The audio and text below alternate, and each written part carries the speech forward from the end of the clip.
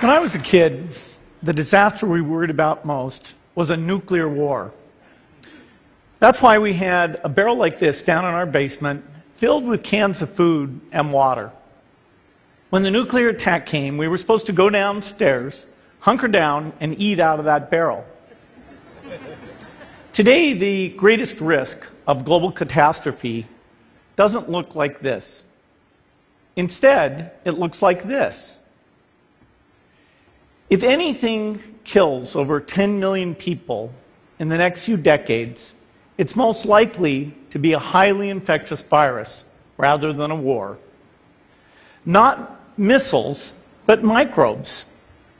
Now, part of the reason for this is that we have invested a huge amount in nuclear deterrence, but we've actually invested very little in a system to stop an epidemic.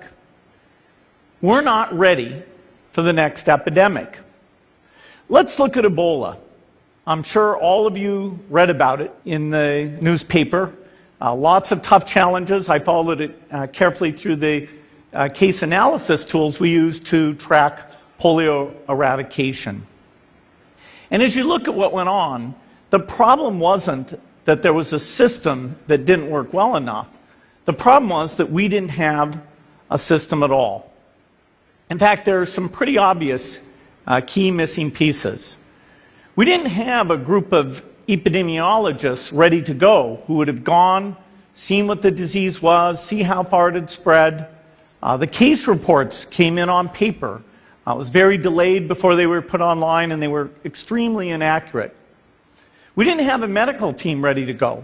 We didn't have a way of preparing people. Now, Médecins Sans Frontières did a great job orchestrating volunteers, but even so, we were far slower than we should have been getting the thousands of workers into these countries. And a large epidemic would require us to have hundreds of thousands of workers.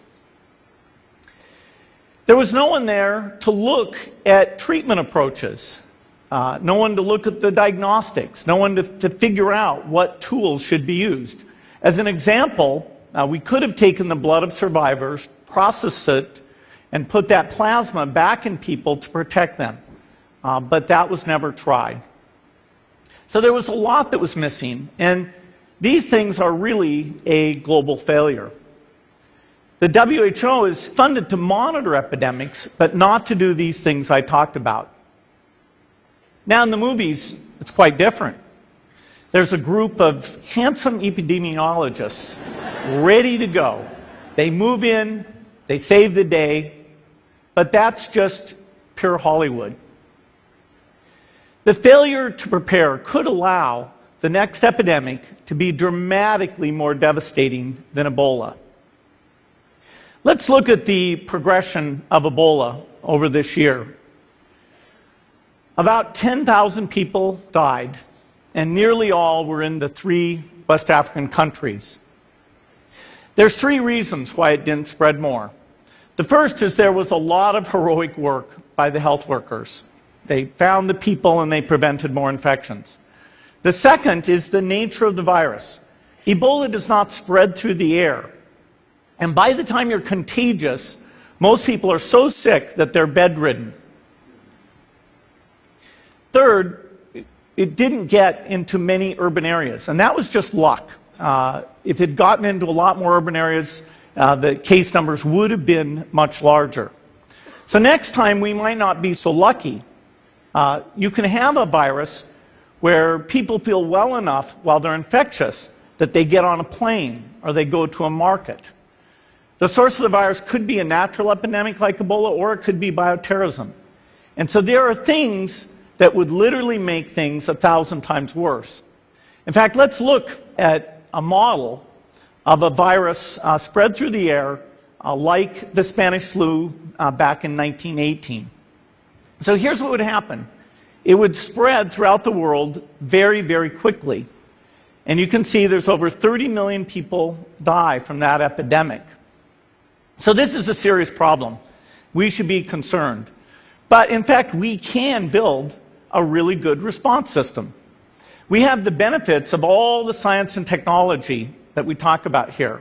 We've got cell phones to get information from the public and get information out to them. We have satellite maps where we can see where people are and where they're moving. We have advances in biology that should dramatically change the turnaround time to look at a pathogen and be able to make drugs and vaccines that fit for that pathogen.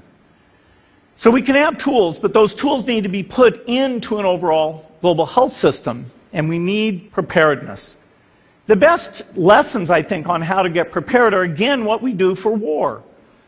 For soldiers, we have full-time waiting to go. We have reserves that can scale us up to large numbers. NATO has a mobile unit that can deploy very rapidly. NATO does a lot of war games to check, are people well trained? Do they understand about fuel and logistics and the same radio frequencies? So they are absolutely ready to go. So those are the kinds of things we need to deal with an epidemic. What are the key pieces? First is we need strong health systems in poor countries. That's where mothers can give birth safely, kids can get all their vaccines, but also where we'll see the outbreak very early on. We need a medical reserve corps, lots of people who've got the training and background who are ready to go with the expertise. And then we need to pair those medical people with the military, taking advantage of the military's ability to move fast, do logistics, and secure areas. We need to do simulations, germ games, not war games, so that we see where the holes are. The last time a germ game was done in the United States was back in 2001, and it didn't go so well. So far, the score is germs 1, people 0. Finally, we need lots of advanced R&D in areas of vaccines and diagnostics. There are some big breakthroughs, like the adeno-associated virus, that could work very, very quickly.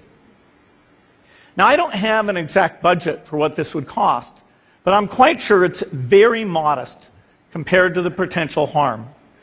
The World Bank estimates that if we have a worldwide flu epidemic, global wealth will go down by over $3 trillion, and we'd have millions and millions of deaths. These investments offer significant benefits beyond just being ready for the epidemic. The primary health care, the R&D, those things would reduce global health equity and make the world more just as well as more safe. So I think this should absolutely be a priority. There's no need to panic. We don't have to hoard cans of spaghetti or go down into the basement. But we need to get going because time is not on our side. In fact, if there's one positive thing that can come out of the Ebola epidemic, it's that it can serve as an early warning, a wake-up call to get ready. If we start now, we can be ready for the next epidemic. Thank you.